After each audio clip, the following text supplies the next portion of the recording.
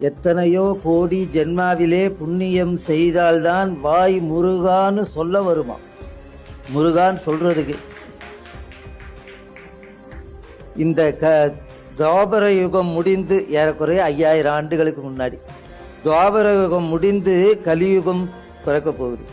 எல்லோரும் வியாச பகவானிடம் வந்து, சுவாமி துவாபர யுகம் முடியுது, நாளையிலிருந்து கொடிய கலியுகம் வருகிறதே சுவாமி, எங்களுக்கெல்லாம் ஆதரவு.